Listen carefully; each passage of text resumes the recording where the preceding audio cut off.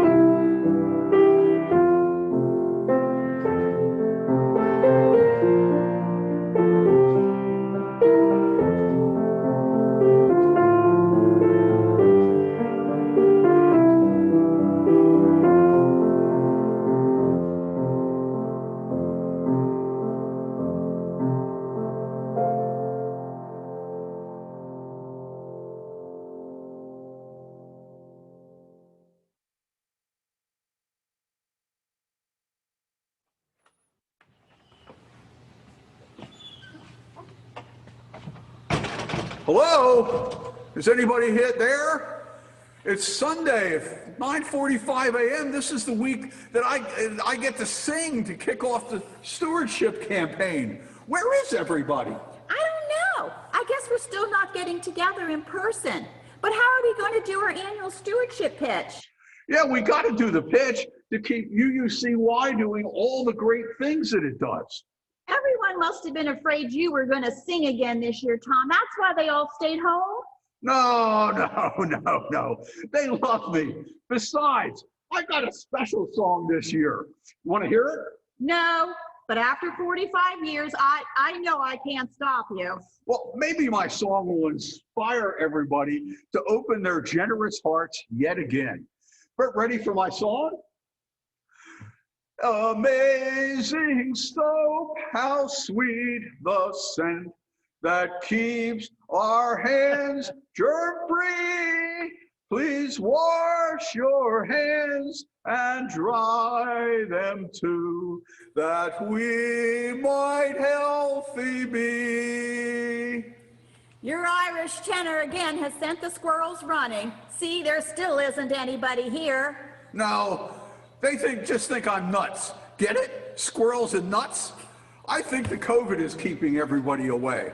It feels strange not gathering and being together. Yeah, it does. But the church is still doing a lot of amazing things. It is? Yeah, it's still holding great Zoom services on Sunday. It's supporting Our Daily Bread, maintaining the community garden. It held a great auction, been providing shared pulpit training and opportunity. We're still being inspired by our talented staff. We're attracting new members, Zooming the men's and women's group, providing space for the 7 Tribes School and the Scouts. And we're still doing community service and social justice work. Wait, enough already. All right, but I'm just pointing out that the reason no one is here, Tom, it is your singing. No, they love me. I told you, Diane, they can hardly wait to hear more. It's gotta be the COVID.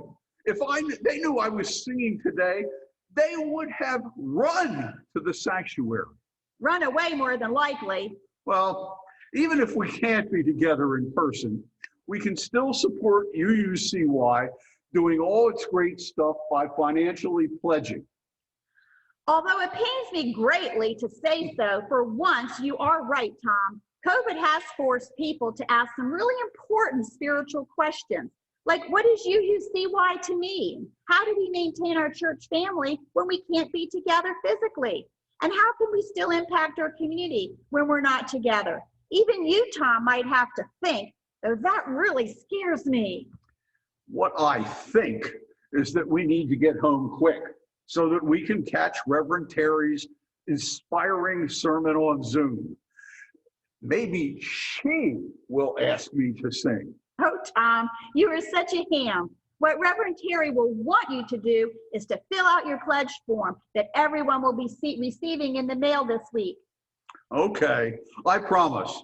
And because I can't sing during the offering, we also need to fill out the auto pay authorization form so we don't forget to contribute.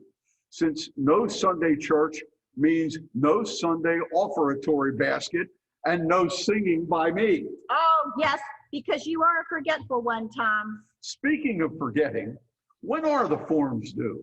February 28th.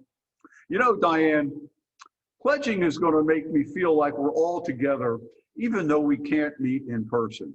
We don't know how many more Sundays we will be apart, but we can still be happy together by pledging. Oh, no, Tom, are you going to sing again? If I go to church, invest a dime, okay, you know I can't help it.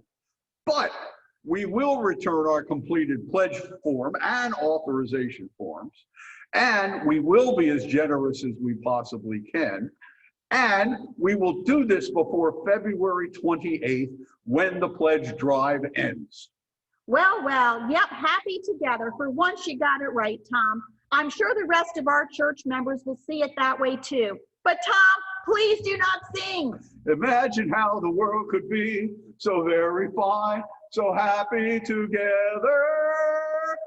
Ba ba ba ba ba ba ba ba ba ba ba ba ba ba ba. Okay, everyone, we hope you enjoyed our little slapstick comedy. But seriously, the pledge drive starts now. You will receive pledge information in the mail this week. Please think of how much UUCY means to you and to our community, and be as generous as you can. Since we won't be together on Sundays for quite a while, and we won't be passing the actual offertory basket, also consider auto withdrawal for your pledge giving this year. Stay safe, and hugs to everyone.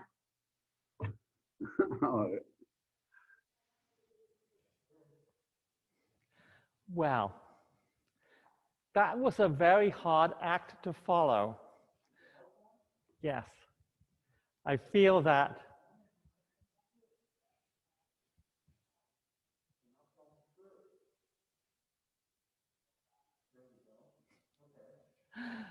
I feel that we should go straight to coffee hour now.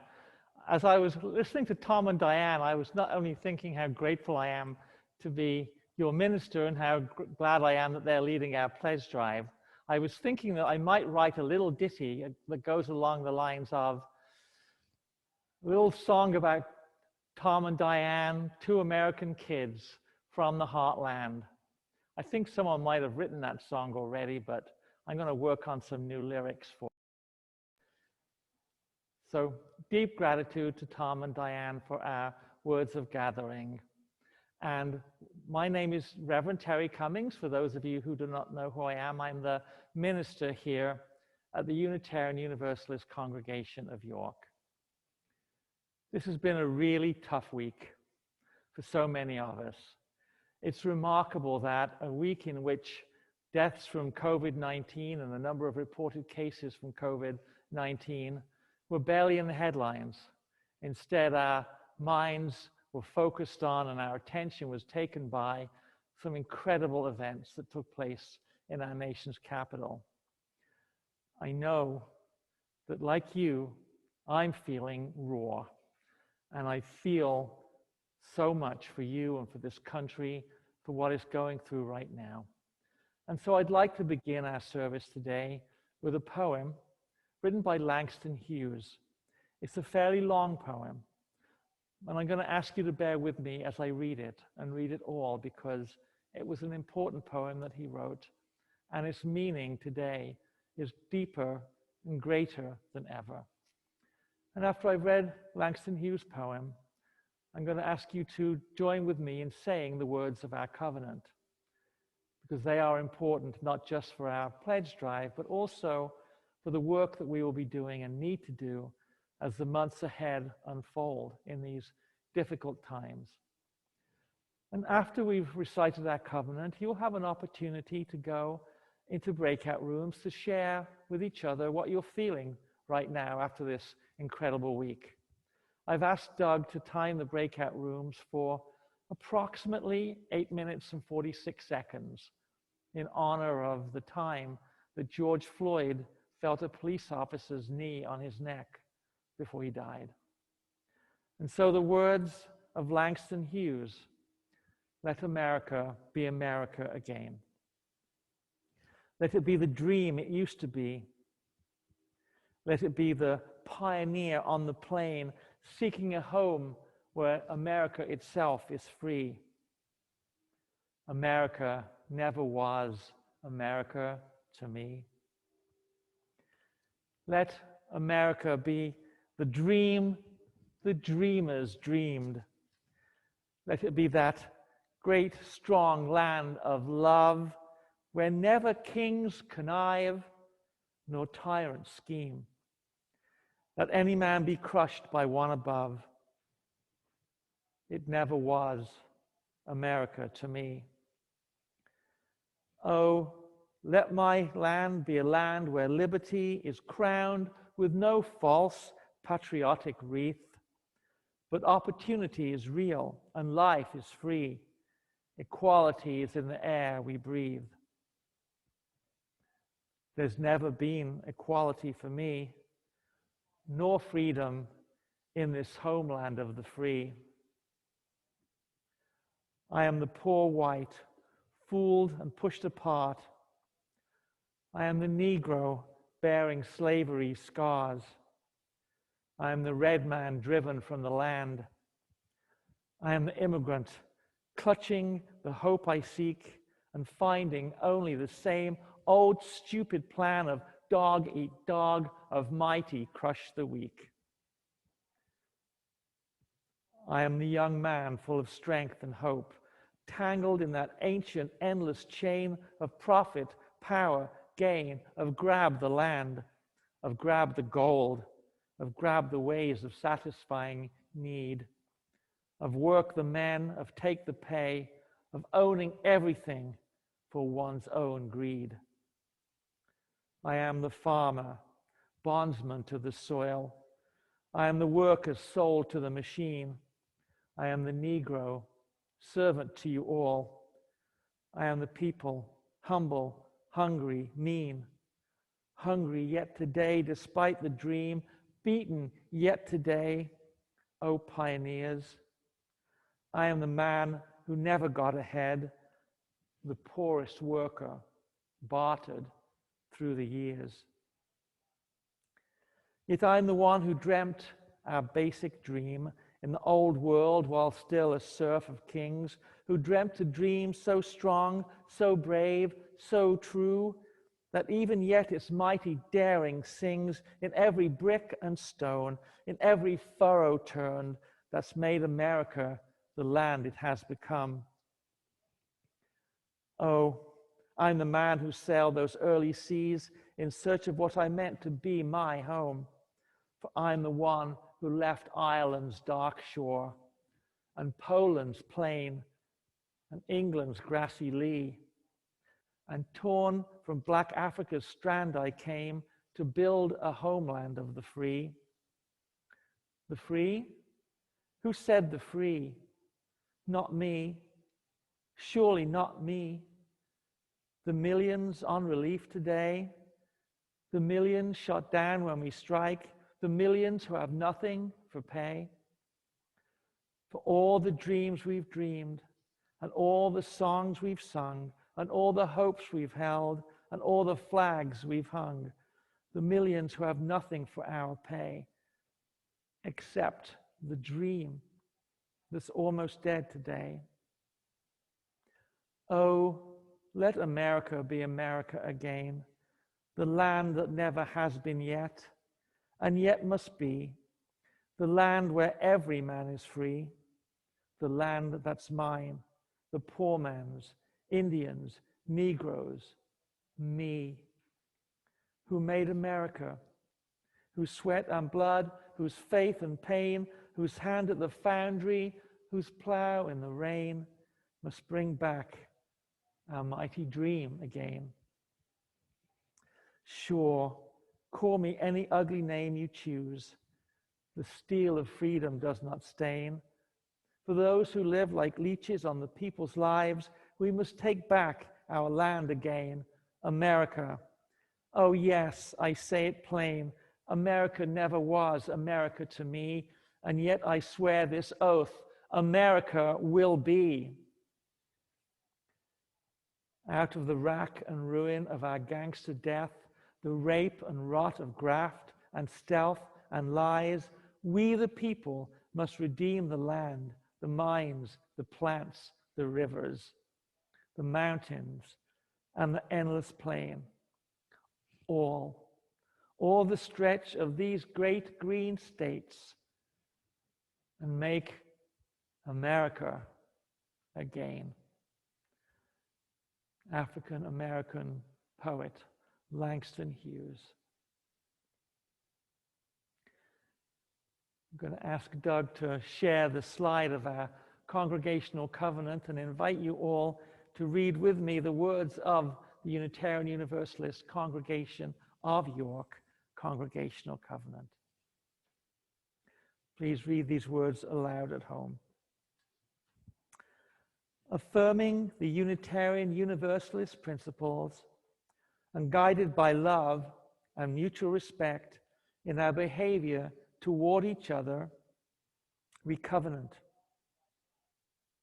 to honor our values and our diversity as our community's common strengths, to be responsible for our actions and our words, to speak and listen with our hearts and minds open, to give of ourselves and receive that which is given, to keep and honor personal boundaries, to respect privacy and confidentiality,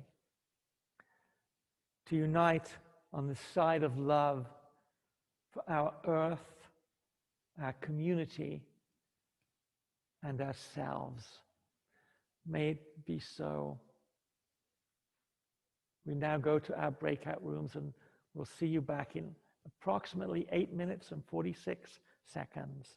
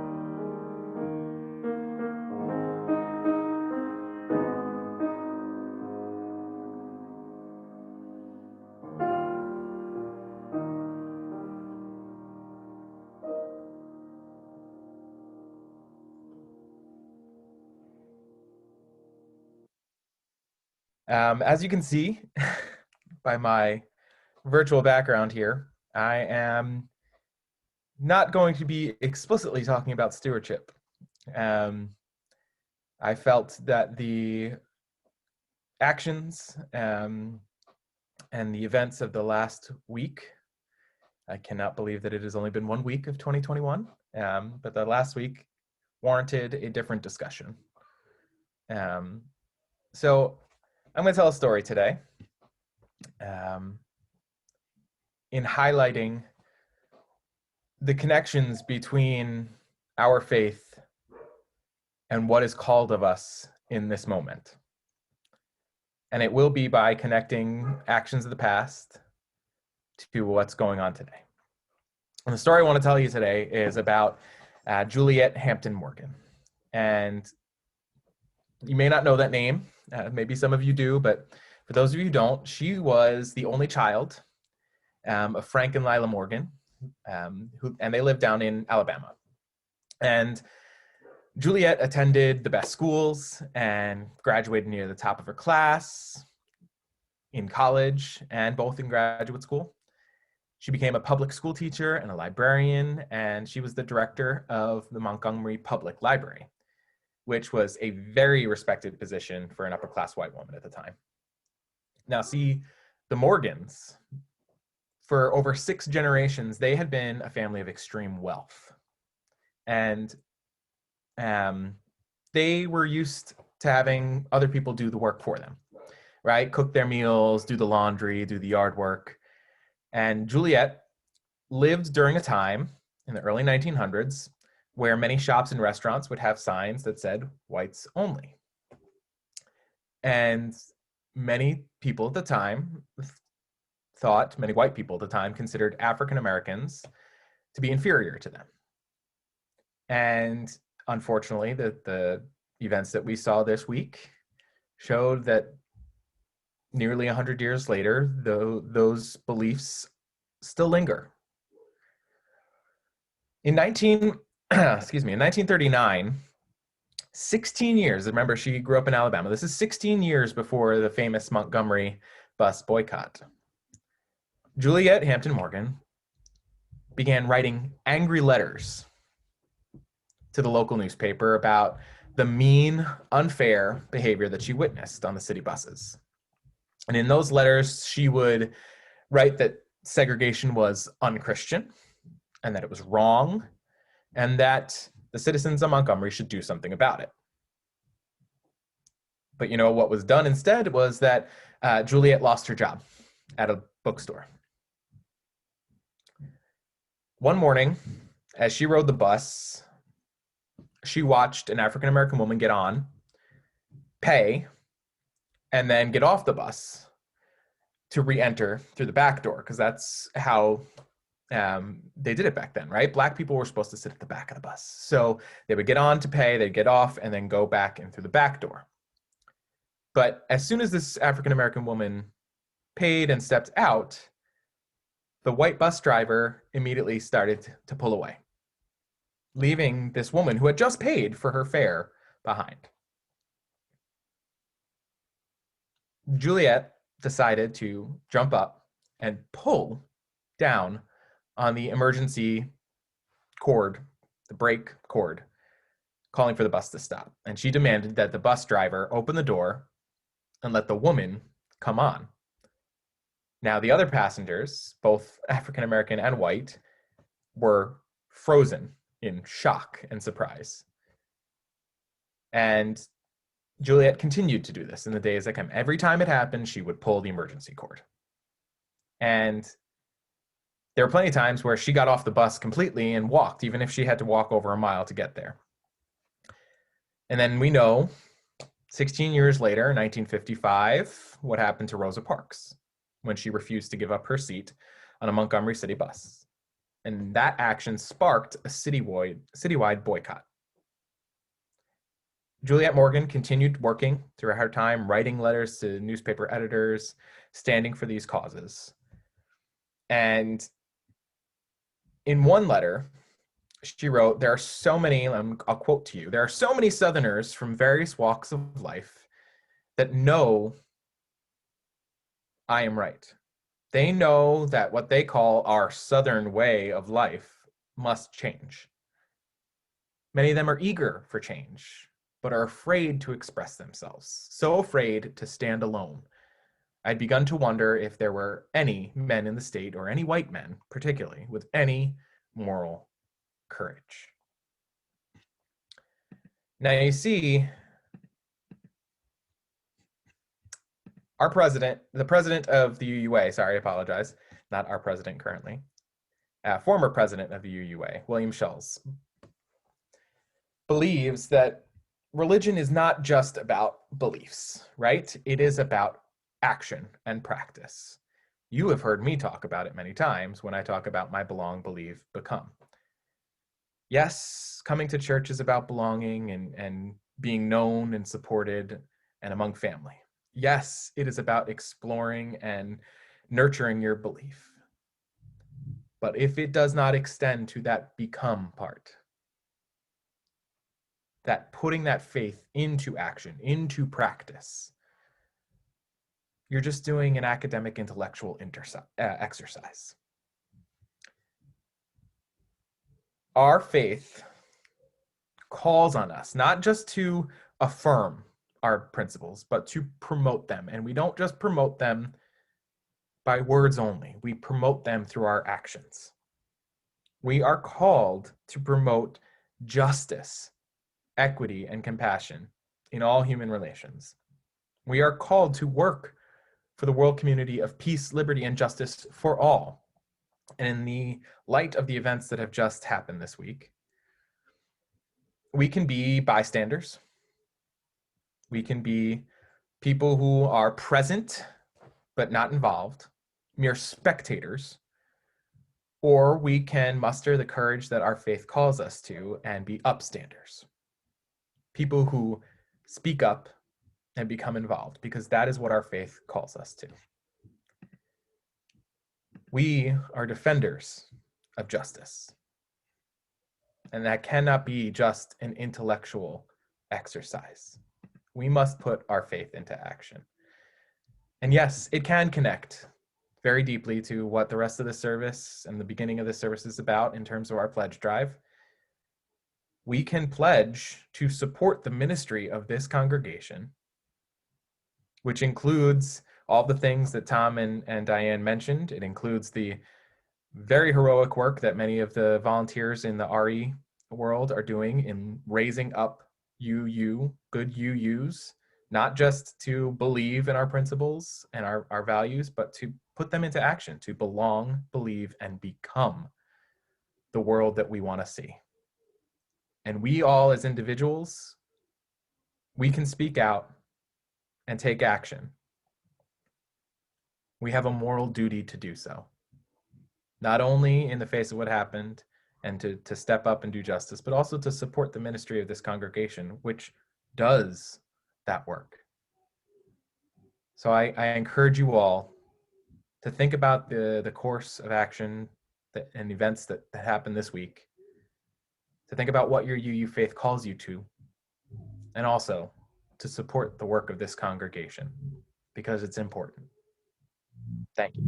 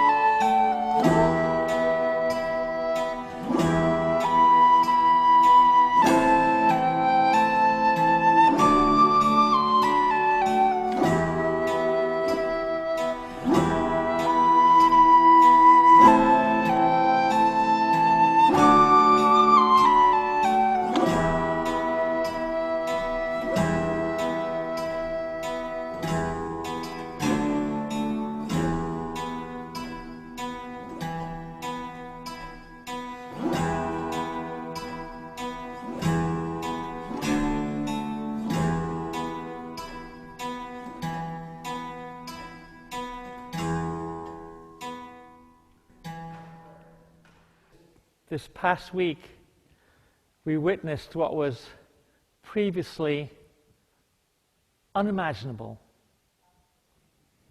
The Capitol building, home to the United States Senate and the United States House of Representatives, was forcibly broken into by hundreds of angry demonstrators, people who do not believe that their candidate for president lost an election that has been counted and in some states recounted and certified by all 50 states in accordance with our arcane electoral college system. An election that's also been litigated in dozens of courtrooms across our country. An election that saw many more Republicans hold on to their seats or be elected to seats than was projected prior to the election being held, but which nevertheless was characterized as a steal by the man in the White House, the man who lives at 1444 Black Lives Matter Way for one more week. Republicans and Democrats and independents and political agnostics and abstainers across the entire land of America, and indeed the world, were horrified by what they saw unfold in Washington, D.C. this past week. For me, the sight of a very large Confederate flag being paraded through the building was the worst of all the sights that I saw that day. Aggressive racism made to look momentarily triumphant. Flaunted in the faces of everyone who saw it, a statement of pride in its own bigotry. One more insult to the worth and dignity of people of color in a line that has continued for over 400 years. I can't imagine what that sight must have felt like to people of color if I was scandalized by it, horrified. What must they have been feeling? The man carrying the Confederate flag was obviously unapologetic and proud of his symbol of slavery that he bore through the hallways of freedom. And I'm feeling angry, like many of you, I suspect. Expressions of revulsion for the acts of violence and trespass are not political statements reserved only for those on the political left. They are a human response, one that comes from the fear of losing our freedom to violent dictators. Everyone fears that. I know that in a liberal religious faith like ours, it sometimes might be hard to distinguish between a sermon about faith and a political speech. In Unitarian Universalist congregations, some more than others, it can seem sometimes as if the minister or worship leader has crossed the line into political non-neutrality. But not today. Consider this. But for the acts of Trump and his acolytes, the people who lost their lives to violence in the Capitol building last week would still be alive today. In my opinion, reasonable minds could not differ on that issue. This congregation has a history of being welcoming of both Democrats and Republicans, capitalists and communists. As a liberal religious faith, we strive to be welcoming of people with all kinds of political views. We do so with a degree of intentionality that's not always shared by some of our sister denominations in the Christian faith. Democrats and Republicans are both equally welcome in our church. You know that, I know that. It's always been that way. Our fifth Unitarian Universalist principle calls upon us to affirm and promote the right of conscience and the use of the democratic process within our congregations which we lift up today with our pledge drive, and in society at large.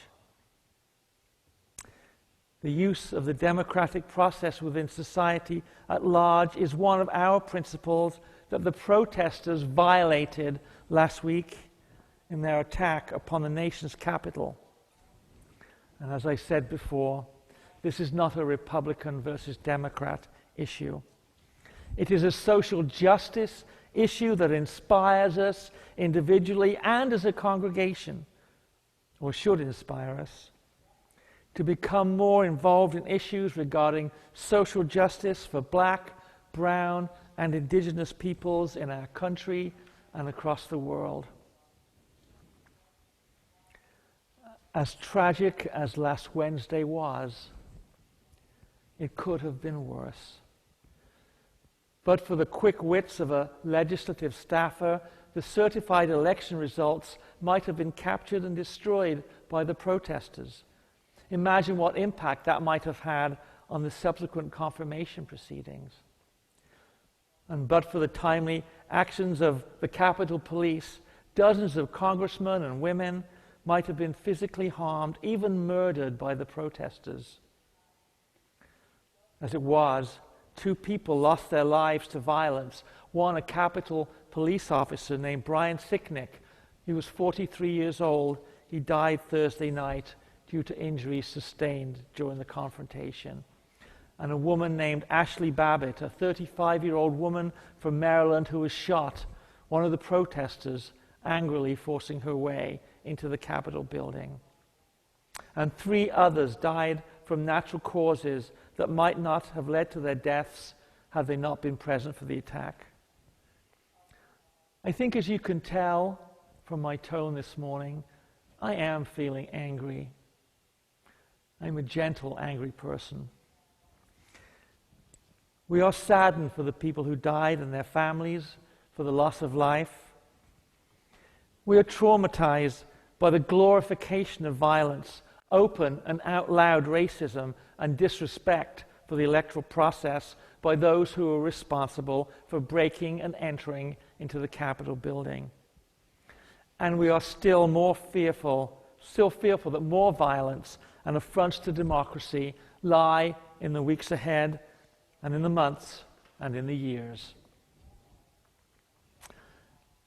But as sickened as I was by what I saw, I could not help but feel some level of compassion, some empathy for the protesters, at least some of them.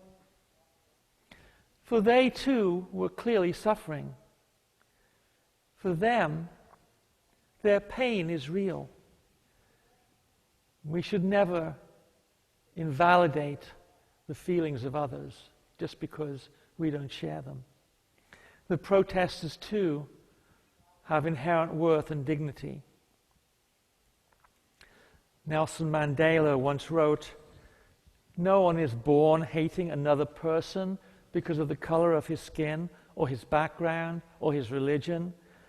People must learn to hate, and if they can learn to hate, they can be taught to love. For love comes more naturally to the human heart than its opposite." I love those words. What was it that taught these protesters to hate black-skinned people? What failures of our society led to their being taken in by the lies of a psychopathic despot? How can we play our part in teaching them to love? The lessons of history teach that Nazism in Germany had its roots in the poverty suffered by millions of German people due to the punishing reparations imposed by France and England at the end of the Great War. Are the want and ignorance created by our American capitalist system the root causes of the appeal of people like Donald Trump? Perhaps in exploring that, we can find our way to reconciliation and forgiveness, a way to engage in dialogue. The fear that so many of us have in Trumpism is real and rational. The rise of the Nazis led to the extermination of over 6 million Jews and others. I have some Jewish friends, some who are old enough to have lived through the Holocaust, the Shoah, the catastrophe. A few years ago, after the election of Mr. Trump, they shared deep fears with me. Imagine how they must have felt also last week, the fear of the camps. Do I digress into politics here? Perhaps. But as a person of religious faith, perhaps I must.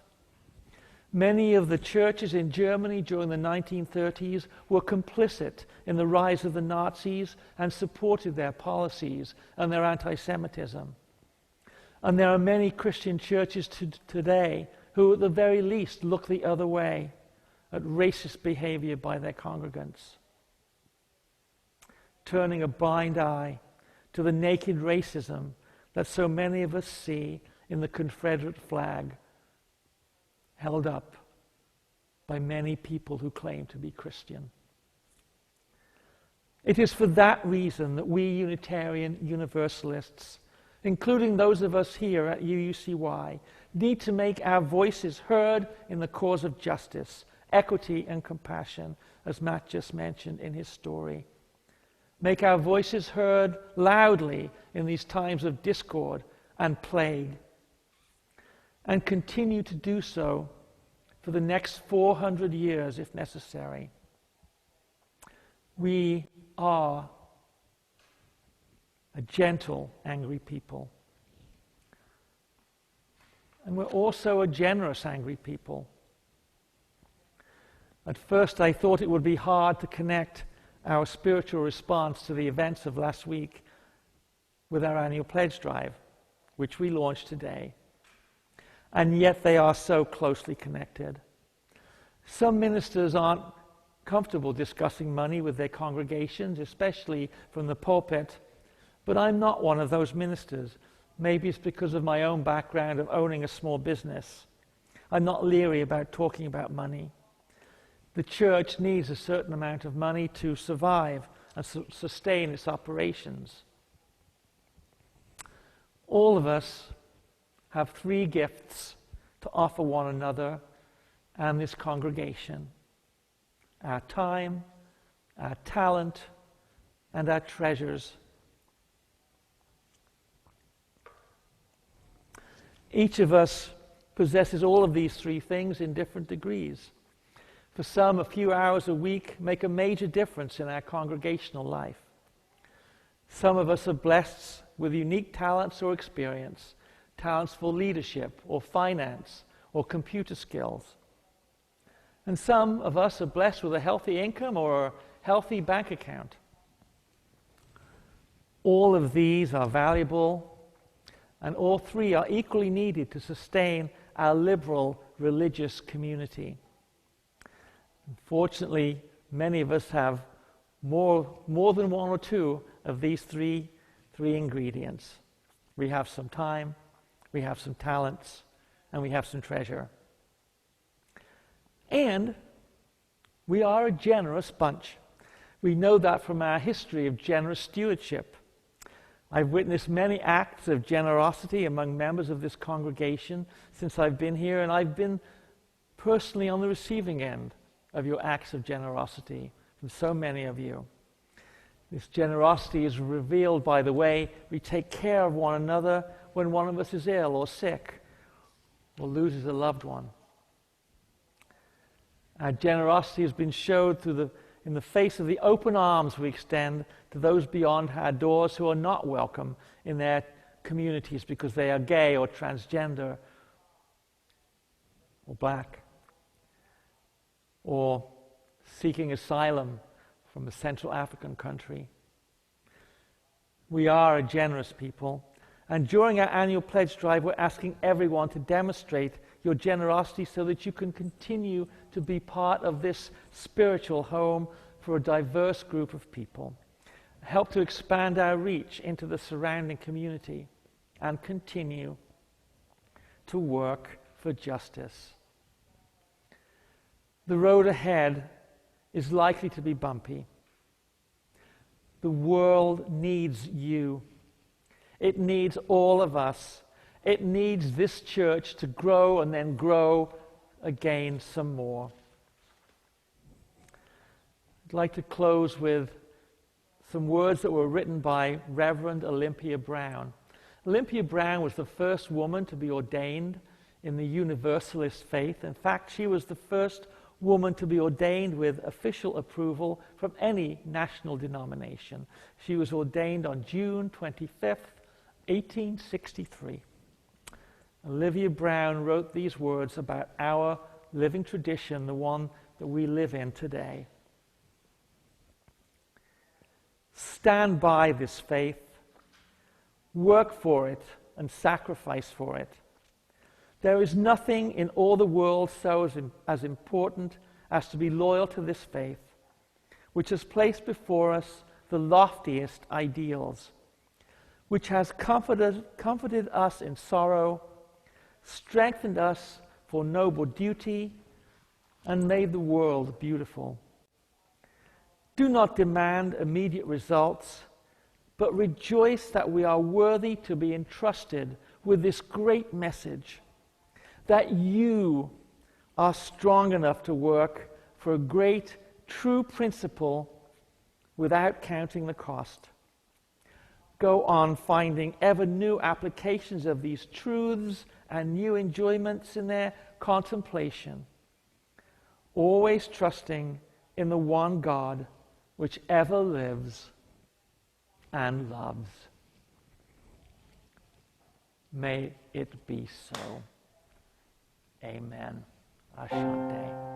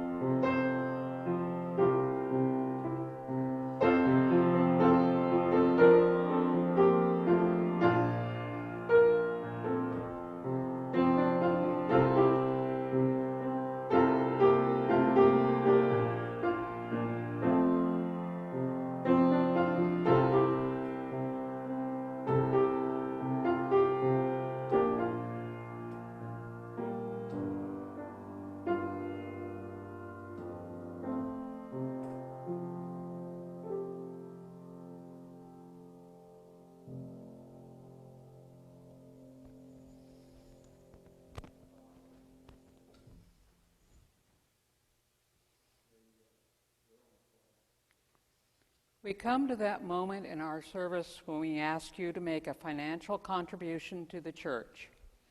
Your generosity helps defray UUCY's operating expense and also helps out organizations in our community that engage in work that is keeping with our Unitarian Universalist principles and values. This month's Share the Plate partner is Big Brothers and Big Sisters of York and Adams County. Big Brothers and Big Sisters is a nonprofit organization in which local children are paired with adult mentors. Their mission is to create positive relationships. that leave a lasting impact and encourage youth to achieve their full potential. Big Brothers and Big Sisters of York aims to grow children's confidence, help them avoid risky behaviors, and succeed academically. They have offices in York and also in Gettysburg. We ask that you please be as generous as you can. No donation is too small. Your financial gifts will be used well and wisely.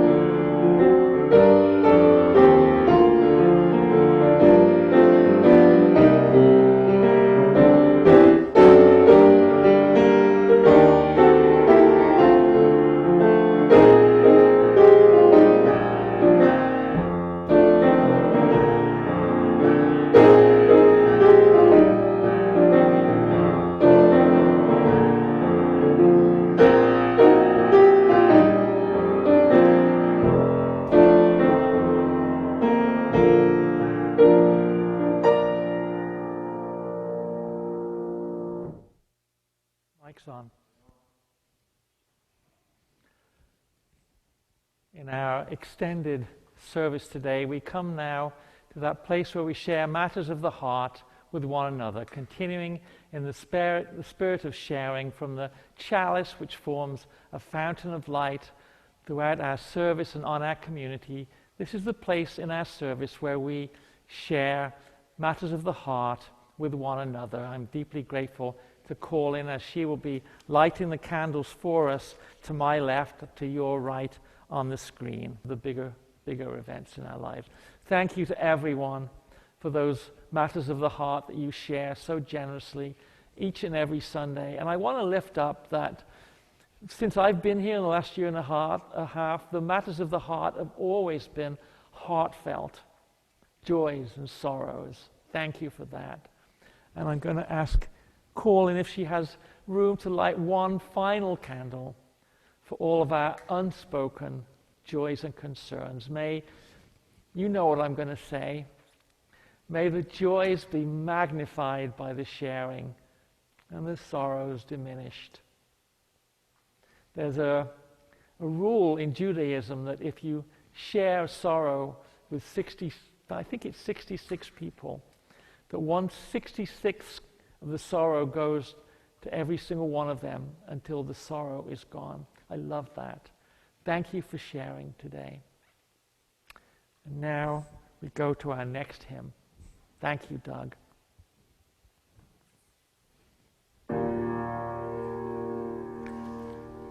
What have we got next, Colin?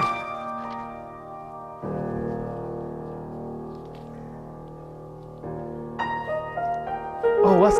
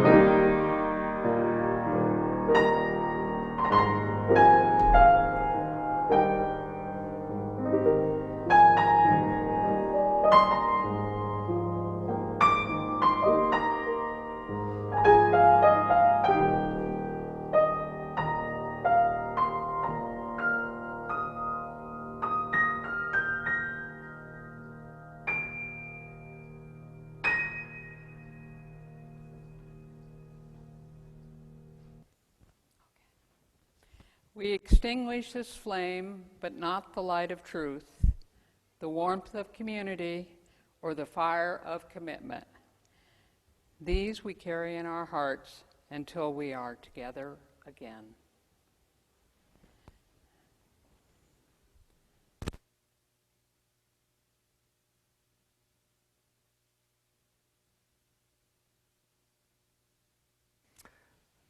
I invite you now to join with me in a moment of prayer or meditation as we bring our service to a close this morning.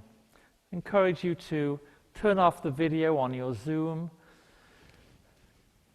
Sit gently in your seat. Maybe close your eyes. Take in a deep breath. I invite you to pray with me at this time.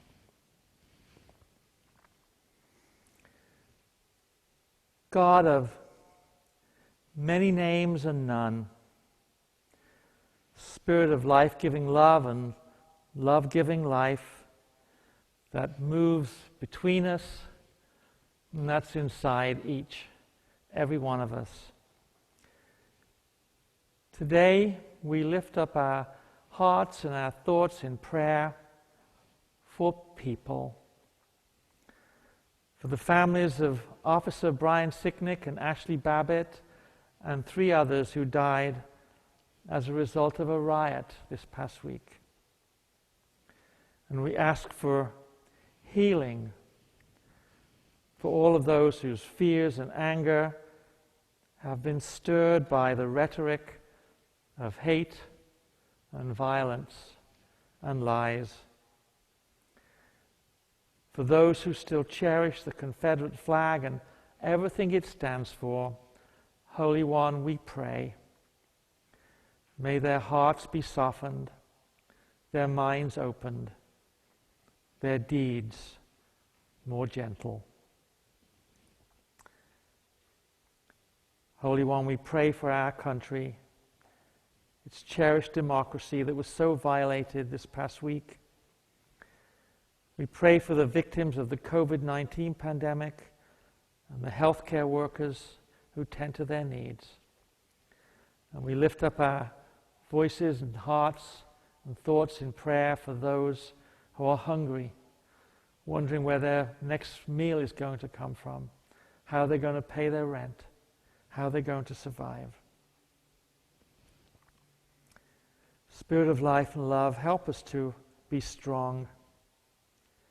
Help us to live into our Unitarian Universalist values. Help us to be grateful, to always find compassion and empathy for those with whom we disagree, both within this congregation and beyond it. May it be so. Amen. And as we close our prayer, I invite you to take care of yourselves in the week ahead. Be gentle on yourselves and on each other. Be grateful for what you have and for what we have and share together. And be generous. Always be generous. Have a wonderful week, everybody. Thank you for joining us today. I know we went a little longer than normal. It was so great to be here with you. Next week, we celebrate Dr. Martin Luther King Jr., one of my favorite services. I'll see you then. Have a great week.